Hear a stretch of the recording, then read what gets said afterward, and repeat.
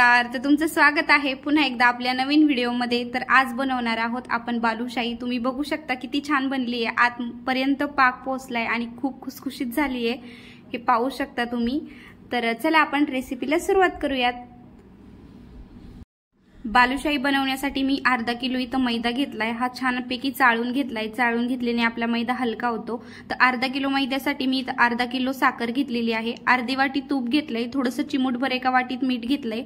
आपल्याला baking powder लागणार आहे, बेकिंग सोडा आणि फूड कलर लागणार आहे। आपल्याला 1 टेबलस्पून बेकिंग पावडर लागणार आहे। आपण याचं आता पीठ मळून घेऊयात। पीठ मळवण्यासाठी जे चिमूटभर मीठ घेतलं होतं ते आपण यात टाकून घेऊया। गोडाचा कोणताही पदार्थ करायचं म्हणलं ना, थोडंसं चिमूटभर मीठ टाकायचं, त्याची चव अजून छान होते आणि तो पदार्थ खायला खूप चवदार लागतो। तर हे तूप मी अर्धा वाटी घेतलंय। तर हे पण छान असं मैद्याला मिक्स करून घेऊयात। आपण मैद्याला छानपैकी लावून घ्यायचं। हे पीठ आपल्याला असं गव्हाच्या पिठासारखं कणिक मळल्यासारखं मळायचं नाहीये, फक्त हे पिठाला असं एकजीव करायचंय। तर छानपैकी आपण असं तूप लावून घेऊयात। तूप छान असं मैद्याला लावून घेऊयात सगळीकडे। त्यानंतर ना आपण यात बेकिंग पावडर टाकणार आहोत आणि 1 टेबलस्पून बेकिंग पावडर वापरणार आहोत। हा स्पून हाफ टीस्पूनचा आहे, तर 2 टीस्पून टाकणार आहोत। हाफ टीस्पून 2 मिळून 1 टीस्पून होईल। आणि आपण तुमच्याकडे जर बेकिंग पावडर बेकिंग सोडा नसला तर तुम्ही खायचा सोडाही यात वापर करू शकता। तर हाफ टीस्पून बेकिंग सोडा टाकला। याला पण छान असं मिक्स करून घेऊयात आपण। छान असं सगळीकडे लागलं गेलं पाहिजे, सगळं असं छान मिक्स करून घेऊयात। आणि आपल्याला याला मळून नाही घ्यायचंय, थोडं पाणी टाकून याला छान असं फिरवत असं छान पीठ मळून घ्यायचंय। हे बघा, बेकिंग पावडर आणि बेकिंग सोडा तूप मी सगळं असं छान मिक्स करून घेतलेलं आहे। थोडं पाणी टाकून आपल्याला याला छान असं मळून पण नाही घ्यायचं, फक्त असं मिक्स करत जायचं। जे आपण बेकिंग पावडर आणि बेकिंग सोडा टाकलाय ना, त्यामुळे आपली बालुशाही खूप छान अशी खस्ता होते आणि खूप खुसखुशीत लागते आणि आतपर्यंतही पाक जातो। तर तुमच्याकडे जर नसेल बेकिंग पावडर बेकिंग सोडा तर तुम्ही आपला जो खायचा सोडा असतो त्याचा पण चिमूटभर वापर करू शकता। छान असं पीठ एकजीव करून घेतलेलं आहे। तुम्ही बघू शकता ह्या पिठाला आपल्याला मळून घ्यायचं नाही, फक्त असं एकजीव करायचंय। तर मळून नाही घ्यायचं। हे बघू शकता किती छान असे पदर सुटलेत आणि फक्त असं एकजीव करायचंय आणि असं छान पीठ सगळं आपल्याला मळून घ्यायचंय। तर हे बघू शकता मस्त असं छान पीठ मळून तयार झालेलं आहे। याला फक्त अर्धा ग्लास पाणी लागलंय। आपण तूप पण टाकलं होतं काही, तर त्यामुळं हे बघू शकता तुम्ही छान असं पीठ आता 10 मिनिटं आपण झाकून ठेवूया। तोपर्यंत चाचणी करून घेऊयात। चाचणी करण्यासाठी मी इथे 1 ग्लास पाणी आणि आपण जे अर्धा किलो साखर घेतली होती ती टाकून घेतली। याचा आपल्याला खूप घट्टसर पाक करून घ्यायचा आहे, जास्त पातळही नाही आणि जास्त घट्टही नाही, एकदम थिक असा पाक बनवून घ्यायचा आहे। तर साखर विरघळते, त्याच्यात आपण थोडासा फूड कलर टाकूयात। आपल्या बालुशाहीला कलर खूप छान येईल। तर बघू शकता मी याच्यात फूड कलर ॲड केला आहे। तर तुम्ही पावडर जो कलर असतो तो पण ॲड करू शकता, नसला अवेलेबल तर तुम्ही थोडीशी हळद देखील टाकू शकता। साखर विरघळेपर्यंत याला आपल्याला सतत हलवत राहायचंय, कारण साखर ना खाली लागू शकते त्यामुळं। आणि आपल्याला साखर वितळून द्यायची आणि थोडीशी उकळी काढायची पाकाला आणि गॅस लगेच बंद करायचा। आपल्याला जास्तही एकतारी वगैरे पाक बनवायचा नाही, थोडासा फक्त। जास्त जर आपण रसरशीत आपल्या पाकाची परत साखर होईल आणि आपली बालुशाही छान होणार नाही, त्यामुळे थोडासा थिक ठेवायचा पाक, असा लिक्विडच ठेवायचा। साखर विरघळेपर्यंतच आपल्याला पाक बनवून घ्यायचा आहे। हे बघू शकता आपली आता साखर छान अशी विरघळलेली आहे।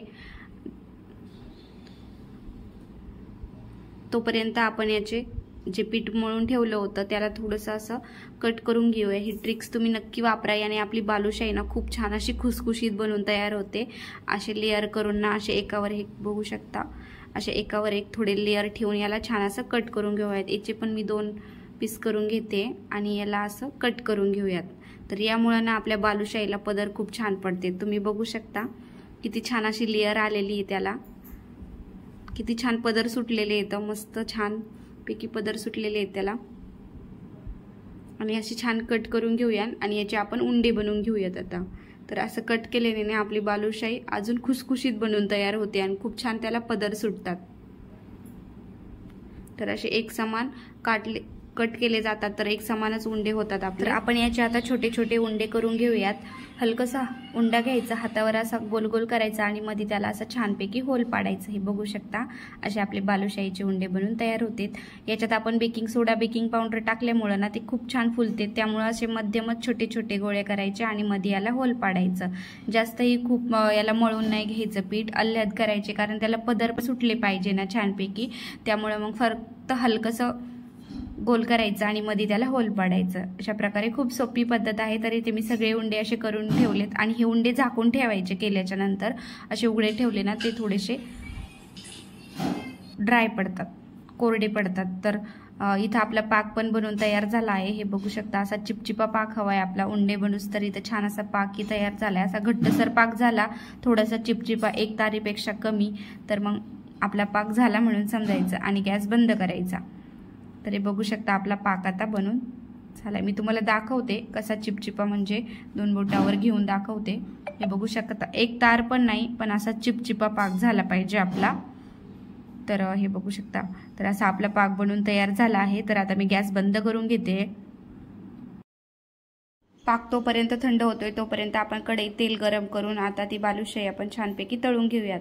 तर आपल्याला एकदम तेल फक्त तापून द्यायचं आणि कमी गॅसवर बालुशाही तळायची आहे। कमी गॅसवर बालुशाही तळल्याच्या नंतर त्याला खूप छान पदर सुटतेत आणि आतमधूनही ती खूप छान तळली जाते, त्यामुळे आपल्याला बालुशाही ही कमी गॅसवरच तळून घ्यायची आहे। तेल फक्त हलकसं थोडं गरम होऊन द्यायचं आणि एकदम कमी गॅसवर आपल्याला याला तळून घ्यायचंय। ते बघू शकता मी एकदम कमी गॅसवर बालुशाही तळून घेणार आहे। तर थोड्या वेळ असं तळून दिल्याच्या नंतर त्याला आपण पलटून घ्यायचंय।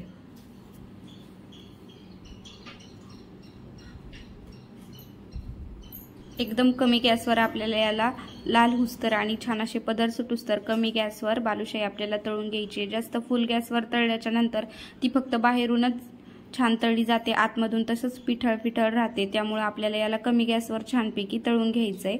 तर एक बालुशाहीची बॅच तळायला मला साधारणतः 20 मिनिटं लागले, कारण कमी गॅसवर तळल्याच्या नंतरच त्याला छान असे पदर फुटतात आणि आपली बालुशाही छान अशी खुसखुशीत होते आणि आतपर्यंतही छान पाक पोहोचला जातो। तर हे बघू शकता आपल्या बालुशाहीला आता कलर पण चेंज झालेला आहे।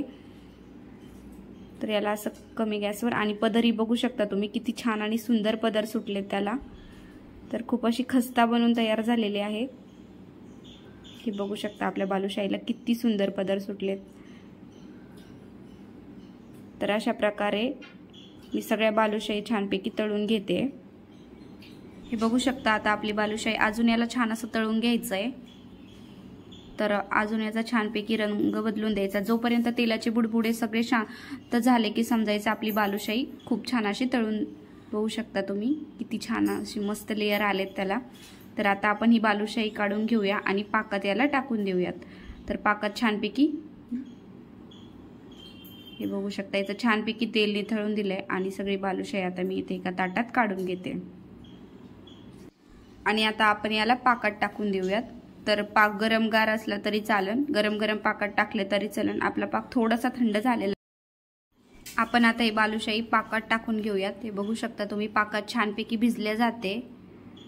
तर याला असं एक एक करून आपण पाकात टाकून देऊया। तर आपण दुसरी बॅच तळूस तर याला छान असं पाकातच मुरवत ठेवूयात, तोपर्यंत आपली बालुशाही छान असा पाक शोषून घेते आणि खूप छान बनून तयार होते। याला अधूनमधून थोडंसं हलवत राहायचं, कारण आपल्या बालुशाहीने खूप छान हे बघू शकता असं, कारण बालुशाहीमध्ये आतपर्यंत पाक पोहोचला पाहिजे।